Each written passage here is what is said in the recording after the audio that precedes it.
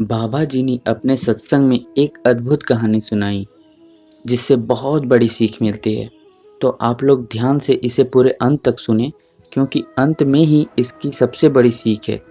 क्योंकि एक एक कड़ी जुड़ती हुई यह कहानी लास्ट में आपको एक ऐसी सीख देगी जो आपके जीवन में बहुत काम आएगी। तो ध्यान से सुने इस कहानी को जो बाबा जी ने अपने सत्संग में बताया है।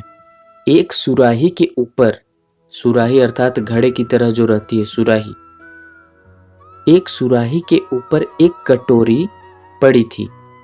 सुराही के ऊपर कटोरी थी और दूसरे गिलास कटोरियां आती तो सुराही सबको लबालब भर देती।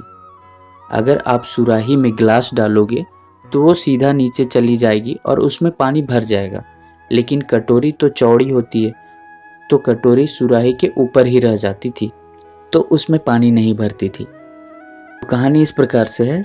लेकिन जो कटोरी उसके पास पड़ी रहती थी, कटोरी जो कि हमेशा सुराही के साथ रहती थी, उसके पास पड़ी रहती थी, उसको एक बूंद भी पानी नहीं मिल पाता था। क्यों?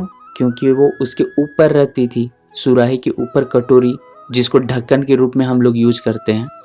बाबा जी सत्संग में सुना के कहते हैं, उस कटोरी ने सुराही से पूछा कि तुम्हारे पास और जितने आते हैं, अर्थात जितने भी ग्लास आते हैं जो आराम से उसमें डूब जाते हैं और पानी भर जाते हैं, सबको तो भर देती है, लेकिन मुझे एक बूंद भी न दिया। सुराही ने हंसकर कहा, अरे कटोरी, और जो आते हैं मेरे नीचे बैठकर अपना मुंह खोल देते हैं। अर्थात पानी भरा हुआ रहता है, ग्लास जो जाती है वो सुराही के नीचे जाती है ग्लास, तो पानी उसमें भर जाता है। सुराही कह रही है हंसकर कि अरे कटोरी, जो आते हैं वो मेरे नीचे बैठकर अपना मुंह खोल देते हैं, मैं उनको भर देती हूँ। तू कभी मेरे नीचे नहीं बैठी, हमेशा मेरे सिर पर सवार रहती है, तो मैं तुझको कैसे भर दूं? इस कहानी को सुनाते हुए स्वामी जी महाराज ने कहा कि जो लोग महापुरुष के पास आकर नीचे बैठ जाते हैं कदमों में, उनको महापुरुष सब कुछ दे देते हैं, लेकिन जो उनके सिर पर सवार रहते हैं वे एकदम खाली चले जाते हैं और वह अपना लोक परलोक दोनों ही खत्म कर देते हैं।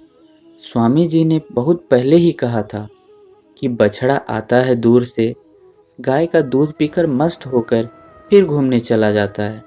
गाय भी रंभ कर अपना तवज्जो देकर उसको अपना प्यार देती है, लेकिन गाय के थन में लगी हुई किलकी खून चूसती रहती है। किलकी एक प्रकार का कीड़ा होता है जो कि गाय के थन में लगती है और वो खून चूसती रहती है, पर उसे दूध नसीब नहीं होता।